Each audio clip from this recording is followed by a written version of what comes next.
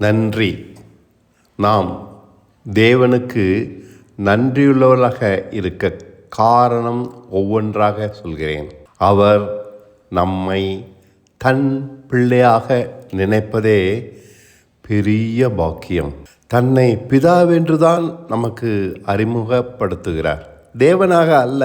நாம் அவருடைய குடும்பமா. அவர் சொல்கிறார், நம்மேல் உரிமையும் பொறுப்பும் நம்மை விட பிதாவான அவருக்கே அதிகம். ஆகையால் நம் கவலைகள் பயங்கள் எதையும் நினைத்து கூட பார்க்க வேண்டாம். எதிரிகள் எவ்வளவு பெரியவர்களாக இருந்தாலும் எல்லாம் அவர் பார்த்து கொள்வார், சிறிதும் விட்டு கொடுக்க மாட்டார். இந்த நிச்சயம் எப்போதும் நமக்கு உண்டு.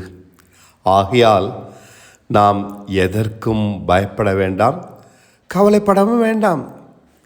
நாம் நன்றியுள்ளவர்களாக இருக்க வேண்டிய அடுத்த காரணம், அவர் தன் வார்த்தையின்படி செய்வார் என்பதே. நிச்சயம் அவர் அதை மீறமாட்டார். ஆகையால் அவர் வார்த்தையை நாம் தாராளமாக நம்பலாம். உறுதியாக அது நிறைவேறியே தீரும். சொன்னபடி அவர் செய்துவிட்டு தான் அமர்வார். காலம் தாழ்த்தலாம், ஆனால் அதை அவர் மறப்பதில்லை. 99 வயதிலும் தான் சொன்னபடி செய்வதற்காக ஆபிரகாமிடம் வந்து, உனக்கு பிள்ளை பிறக்கப் போகிறது என்கிறாரே. ஆகையால் அவர் வார்த்தையை ஒருபோதும் கீழே விடமாட்டார். வேதத்தில் உள்ள வார்த்தைகள் எல்லாம் நமக்காகவே எழுதப்பட்டிருக்கின்றன. நாம் உரிமை கொண்டாடினால் அவைகளை தேவன் நிறைவேற்றுவார். நாம் உனக்கு இப்படி சொல்லவில்லையே என அவர் மறுப்பதில்லை. எல்லா வாக்குத்தத்தங்களும் நமக்குத்தான். நான் அவைகளை தேடி உரிமை கொண்டாடியதால் ஏமாந்து போகவில்லை. நோய்கள், ஆபத்தான தருணங்கள், பண பிரச்சனைகள், தாறுமாறான குணங்கள் எல்லாம் அவர் வார்த்தையின்படியே சரி செய்யப்படுகின்றன.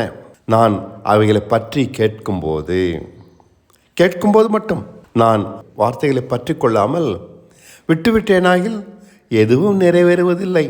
நான் பாவத்துக்கு மரித்தவன் என்கிறது வார்த்தை. என் பலகீனங்களையும் நோய்களையும் இயேசு சிலுவையில் சுமந்தார் என்கிறது வார்த்தை. கிறிஸ்துவின் அளவு ஞானம் எனக்கு உண்டாகி இருக்கிறது என்கிறது வார்த்தை. என் பலகீனங்கள் அதனால் மறைகின்றன, தாறுமாறுகள் அடங்குகின்றன, நிதானம் கிடைக்கிறது, துல்லியமான அறிவு உண்டாகிறது தானாக. நான் இதனால் எதற்கும் ஜெபிப்பதில்லை. ஆமாம், வார்த்தை இப்படி சொல்லியிருக்கிறதே என நினைத்து அதன்படி நடக்கும் என நம்புவதால் எதற்காகவும் ஜெபிக்க அவசியமில்லை என காண்கிறேன். அவரளவு எனக்கு பரிசுத்தம் உண்டாகி இருக்கிறதே. அனுதினமும் இயல்பாக நான் இதன்படி பரிசுத்தமாக இருக்கிறேன் தானாக. ஆகையால் காலையும் மாலையும் என்னை பரிசுத்தமாக்கும் என கேட்பதில்லை. ஏன் கேட்க வேண்டும்? காரியம் மிஞ்சி போகும்போது சித்தம்படி கடவுது என்பேன், அவ்வளவுதான், சரியாகிவிடும். அவர் உண்மை எனக்கு போதுமானது என்னை பரிசுத்தப்படுத்த. என் பலவீனங்கள் அனைத்தையும் ஒரே அடியாக நீக்கிவிட நான் பழுதற்றவனாக அவருக்கு முன் எப்போதும் நிற்க. அவர் வார்த்தையின்படி செய்வதால் அவர் உண்மை எனக்கு போதும். ஆகையால் எனக்கு தேவையான சகல வார்த்தைகளையும் தேடி தேடி சேர்த்து வைத்துக் கொள்கிறேன். நான் விசுவாசிக்கும்படி எப்போதும் அவைகளை என் முன்னே வைத்திருக்கிறேன். நான் கெட்டுப்போகாமல் நித்திய ஜீவனை அடையும்படி அவரையே தந்தருளி இருக்கிறார் என்கிறது ஒரு வார்த்தை. யோவான் 3:16. என்னை வழுவாதபடி காத்து தன் சன்னிதானத்தின் முன் நிறுத்த அவர் வல்லவராக இருக்கிறார் என்று யூதா சொல்கிறான். யூதா 24.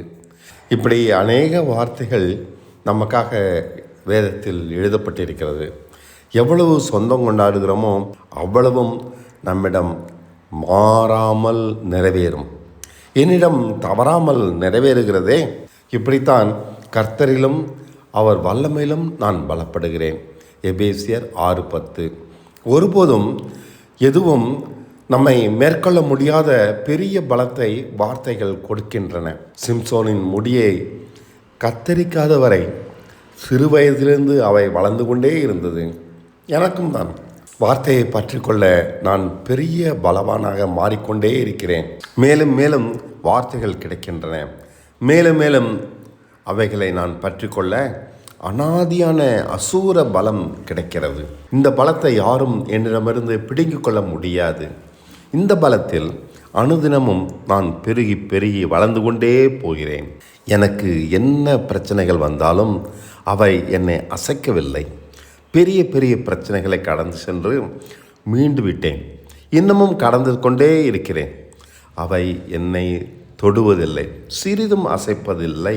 இன்னும் கடக்க அநேக பிரச்சனைகள் வரும். நான் தோற்பதில்லை, தோற்க முடியவில்லை. பிரச்சனைகள் எனக்கு ஆழமான அறிவை கொடுத்து பலப்படுத்தி விட்டது. வேதத்தை குறித்து, தேவனை குறித்து, அவருடைய உண்மையை குறித்து நானும் பிதாவும் இதனால் ஒன்றாக இருக்கிறோம். ஒரு குழந்தையாக பிதாவின் வலது பாரிசத்தில் உட்கார்ந்து இருக்கிறேன். எப்போதும் என்னை எதிர்ப்பவர்கள், தூஷிப்பவர்கள், புறக்கணிக்கிறவர்கள் என்னை அல்ல, பிதாவையே எதிர்க்கிறார்கள். என் பிதாவை தூஷிக்கிறார்கள், புறக்கணிக்கிறார்கள். ஆகையால் நான் கவலைப்படுவதில்லை. என்னை அலட்சியம் செய்கிறவர்களே பார்த்து நான் அஞ்சுவதில்லை. என்னை எதிர்ப்பவர்களே அலட்சியம் செய்யப்பட்டு காணாமல் போய்விடுகிறார்கள்.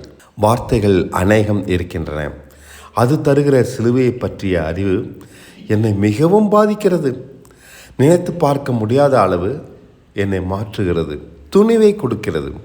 அவருடைய உயிர்த்தெழுந்த சாயலில் இணைந்து விட்டேன் என்ற ஒரு வார்த்தை என்னை எவ்வளவாக தேர பண்ணி இருக்கிறது தெரியுமா? ரோமர் 6:5. அவரளவு நான் சிறிதும் குறைவின்றி மாறிவிட்டேன். ஓ, வார்த்தையை விசுவாசித்து அவைகளை பற்றி கொண்டு பிழைப்பதே நம் வேலை. அவைகளை தேடி தேடி சொந்தம் கொண்டாடுங்கள். பிரச்சனைகளோடு போராடுவதை விட்டுவிட்டு வார்த்தையில் பலப்படுங்கள். நீங்கள் அப்போது எங்கோ போய்விடுவீர்கள். உங்களை பார்க்கும்போது உங்களுக்கே ஆச்சரியமாக இருக்கும். இதெப்படி, நானா, இவ்வளவா? ஆம், ஆச்சரியப்பட்டு போவீர்கள். அவர் உண்மை அவ்வளவு பெரியது. அதை அனுபவித்து அனுபவித்து அதற்காக நன்றியுள்ளவர்களாக இருப்பீர்கள். அவர் தமது வார்த்தையின்படி நமக்கு செய்து கொண்டே இருப்பார். நமக்கு அவருடன் உண்மையான உறவு உண்டாகி இருக்கும். இப்படி நாம் அவர் உண்மையினால் பிழைக்கிறோம். இதைத்தான் விசுவாசத்தினால் பிழைக்கிறது என்கிறார் பவுல். ரோமர் 1:17. வசனம் இல்லாமல் எப்படி விசுவாசிப்பது? அந்தந்த வசனங்கள் நமக்காக எழுதப்பட்டிருக்கின்றன. அவரோடு சிலுவையில் அறையுண்டேன் என்பது எவ்வளவு பெரிய உண்மை! இதை சொந்தமாக்க விசுவாசித்து அனுதினமும் நினைத்து கொண்டே இருந்தால் போதுமானது இல்லையா? நீங்கள் உங்களில் இருக்க மாட்டீர்கள். ஆம், ஐயோ, அவர் உங்களுக்காக வாழ்வதை காண்பீர்கள். வாழ்க்கையில் எதுவுமே உங்களுடையதாக இருக்காது. சகலமும் அவருடையதாகிவிடும். அவராலே கொடுக்கப்பட்டிருப்பது போல அவராலே ஆளப்படுகிறது என்பதையும் நீங்கள் காண்பீர்கள். ஆமாம், நீங்கள்தான். இப்படித்தான் நம்மிடமிருந்து நாம் விடுதலாக்கப்படுகிறோம், பரிசுத்தமாகிறோம். அவரோடே மரித்தேன் என்ற வார்த்தை என்னில் நிறைவேற அதை நான் விசுவாசிக்க வேண்டும். அனுதினமும் நினைத்து கொண்டிருக்க வேண்டும். அப்போது நாம் நம்மிலிருந்து காணாமல் போய்விடுவோம். மற்றவர்களும் நம்மில் காண முடியாது. மாறாக கிறிஸ்துவை காண்பார்கள். ஆகையால் நான் ஜெபிப்பதை காட்டிலும் அதிகமாக துதிக்கவே காரணங்கள் என்னை சுற்றிலும் இருக்கின்றன. அவ்வளவாக வார்த்தை நம்மை மாற்றுகிறது, பலப்படுத்துகிறது. நான் அனுதினமும் நினைத்து இவைகளுக்காக நன்றியுள்ளவனாக இருக்கிறேன். நான் அதிகமாக விசுவாசிக்கிறேன், அதிகமாக சோதிக்கப்படுகிறேன், இடைவிடாமல் ஜெயிக்கிறேன், அதிகமாக தேவனை அனுபவிக்கிறேன், அதிகமாக தேவ ஞானம் அடைகிறேன். எல்லாம் அவர் வார்த்தையின்படி உண்மையாக எனக்கு செய்வதால். சோதனைகளை கண்டு பயப்படுவதில்லை, பாடுகளை கண்டு பயப்படுவதில்லை. காரணம், அவர் வார்த்தையின்படி உண்மையாக இருக்கிறாரே, எனக்காக அவர் பிழைக்கிறாரே, அவர் பார்த்து கொள்ளட்டும் என்று நான் அலட்சியம் பண்ணுகிறேன்.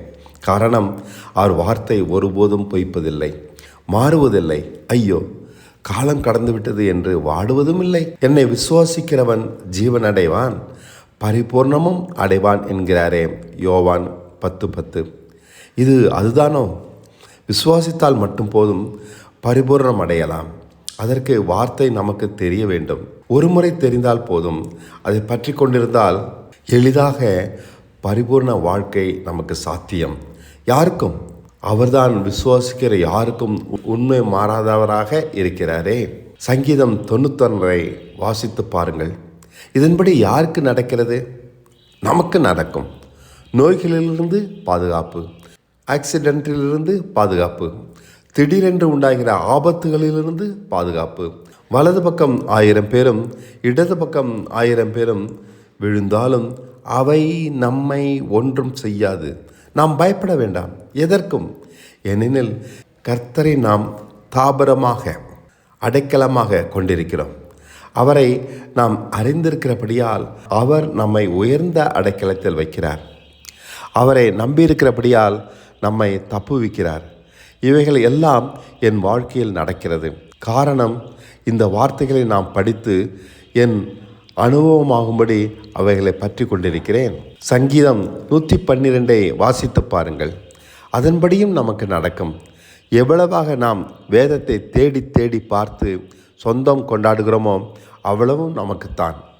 ஏனெனில் அவர் உண்மையுள்ளவர்.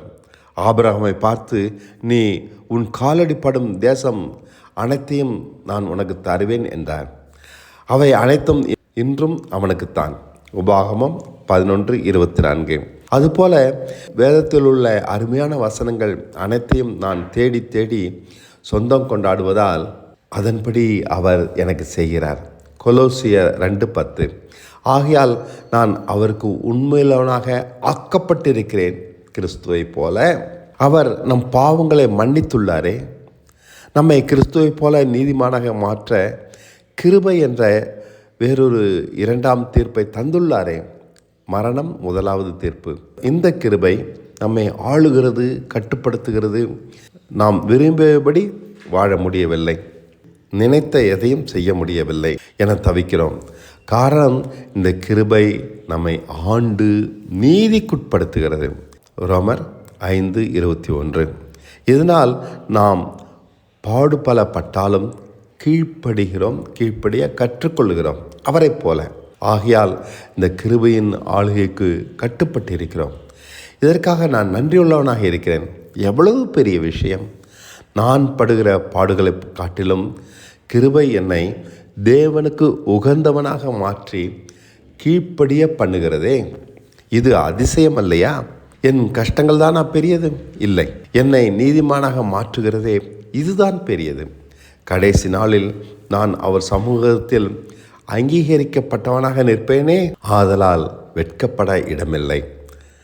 என் கஷ்டங்கள், பாடுகள் எதுவும் இதற்கு முன் ஒரு பொருட்டில்லை.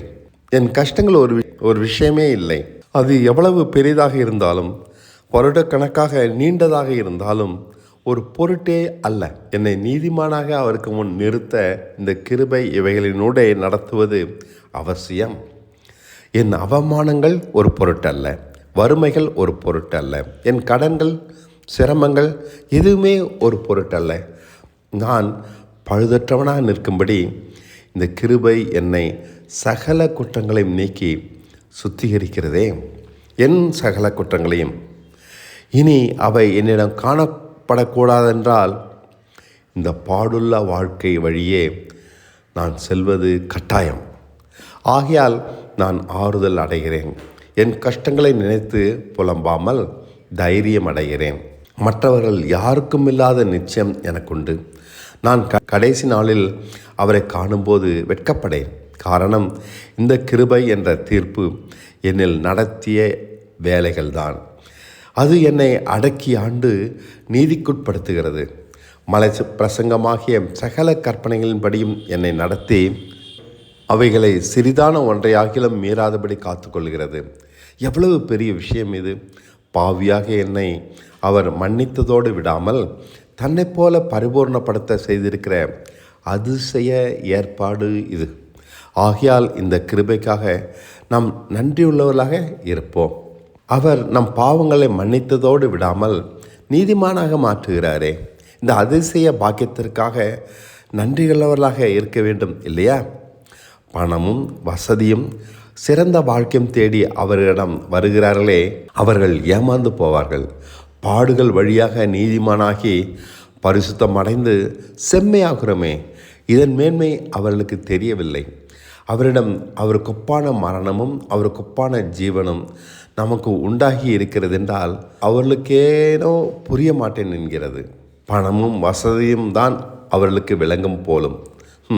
அப்பத்தினால் பிழைக்காமல் வார்த்தையினால் பிழைக்கிறான் என்கிறாரே, அது இதுதானோ? தேவன் ஒளியை படைத்தார். ஒளி இருளை நீக்க வேண்டும் இல்லையா? ஆனால் நீக்கவில்லை. இருளும் இருக்கிறது, ஒளியும் இருக்கிறது. ஆகையால் அவர் இருளையும் ஒளியும் இரண்டாக பிரித்து வைத்திருக்கிறார். இரண்டும் தனித்தனி. ஒளி தனி, இருள் தனி. இரண்டும் ஒன்றோடு ஒன்று சேர்வதில்லை. இதுதான் முக்கியம்.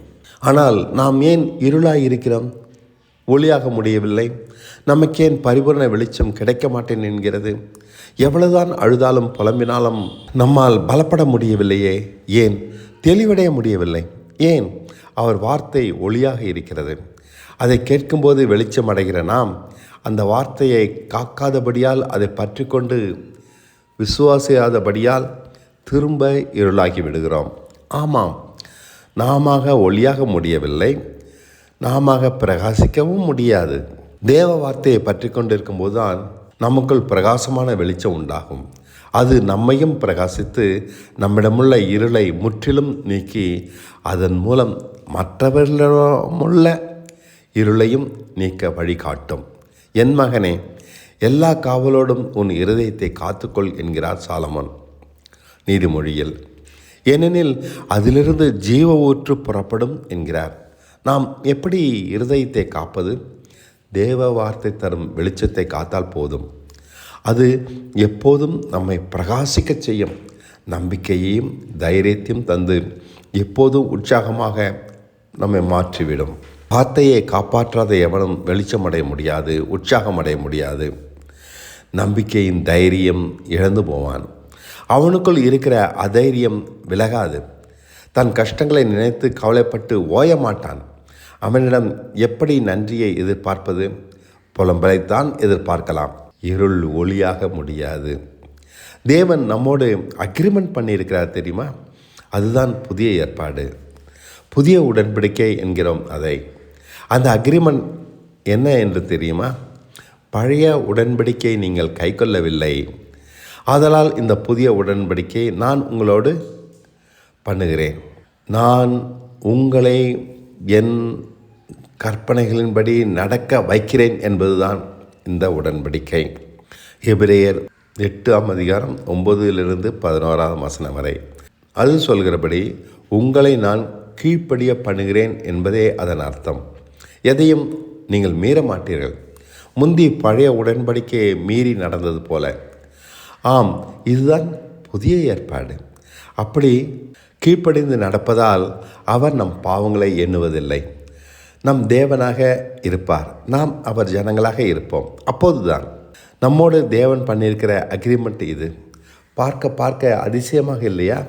நமக்கு இதன்படி செய்வார் என்று எதிர்பார்க்கிறவர்களுக்கு. இதை அறியாதவர்களுக்கு அதன்படி அவர் செய்ய முடியாதே. அறியாதவர்கள் உடன்படிக்கையின் பலன்களை இழக்கிறார்கள். தேவனுக்கு பிரியமாக நடந்து அவருக்கு பாத்திரமாகும் வாய்ப்பை இழக்கிறார்கள். அறிந்தவர்களாகிய நாம் இதன்படி எனக்கு செய்யும் என்று கேட்கலாம் இல்லையா? அதனால் நாம் முழுமையாக மாறிவிடலாம் தேவனுக்கு பிரியமாக இல்லையா? முற்றிலும் அவர் நம்மை மாற்றுகிறார், நம்மை கீழ்ப்படிய சொல்லித்தந்து நடத்துகிறார், முடிவில் ஆசீர்வதிக்கிறார். இந்த உடன்படிக்கை முழு மனுஷ சமுதாயத்தோடும் தேவன் செய்திருக்கிறார். ஆமாம், அப்படியானால் அதன்படி அவர் அனைவருக்கும் செய்வார் தானே? பூமி எங்கும் வியாபித்திருக்கிற அனைத்து ஜனங்களுக்கும் அவர் செய்யும்போது இந்த பூமி கர்த்தரை அறிகிற அறிவினால் நிறைந்திருக்கும். பொய்களும் மனுஷ போதனைகளும் அறவே அற்றுப்போகும். விக்கிரகங்களும் மத சடங்குகளும் காணாமல் போய்விடும். எங்கும் சிறு குழந்தை பாம்பின் புத்தில் கையை விடும். சிங்கக்குட்டியும் ஆட்டுக்குட்டியும் ஒன்றாய் விளையாடும். புலியும் மாடும் ஒன்றாக படுத்துக்கொள்ளும் என்ற வார்த்தை அப்போது நிறைவேறும். இந்த வார்த்தையின்படி உலகமெங்கும் இருக்கிற மனுஷ சமுதாயம் ஆசீர்வதிக்கப்படும். அதற்கு பலவித பாடுகள் வழியாக இந்த உலகம் கடந்து செல்ல வேண்டியுள்ளது. மனுஷர் யுத்த தளவாடங்களை அழித்து மண்வெட்டியும் கடற்பாறையும் செய்வார்கள். அவர்கள் அகங்காரமும் கோபமும் அடக்கப்படும். பிரிவினைகள் மறைந்து அமைதி உண்டாகும். எப்படி என்று கேட்கிறீர்களா? அதுதான் புதிய ஏற்பாடு. இந்த புதிய ஏற்பாடு செய்வது. ஜாதிகளுக்குள்ளே நான் உயர்ந்திருப்பேன், ஜனங்களுக்குள்ளே நான் உயர்ந்திருப்பேன், அமர்ந்திருந்து நானே கர்த்தர் என்று ஜனங்கள் அறிவார்கள். சங்கீதம் 46:10. அவர் வில்லை ஒடித்து இரதங்களை நெருப்பினால் சுட்டரிக்கிறார். பூமியிலே பாழ்கடிப்பை நடப்பிக்கிற கர்த்தருடைய செய்களை வந்து பாருங்கள் என்கிறார். பாழ்கடிப்பு என்றால் நம் அகங்காரத்தை அடக்குவதுதான். நம்மிடமுள்ள தீமை செய்யும் துணிகரத்தை இல்லாது போக பண்ணுவதுதான். நம்மை பலவித பாடுகள் வழியாக இப்படி அடக்கி நம் புத்தியை யுக்தியை நிர்மூலமாக்கி பாதுகாப்பை தருகிறார், அமைதியை தருகிறார், குறைகளை செம்மை பண்ணுகிறார். வந்து பாருங்கள் அவர் செய்கையே. இதுதான் அவருடைய செயல். தனிப்பட்ட ஒவ்வொரு இடமும் அவருடைய செயல். முழு உலகத்திலும் இது நடக்கும்போது பரலோகத்தில் பிதாவின் சித்தம் செய்யப்படுவது போல பூமி எங்கும் செய்யப்படும். ஆகையால் பாழ்கடிப்பை நம்மிடம் நடத்தி நம்மை தீமையற்றவர்களாக மாற்றும் அவர் கிருபைக்காக நன்றியுள்ளவர்களாக இருப்போம்.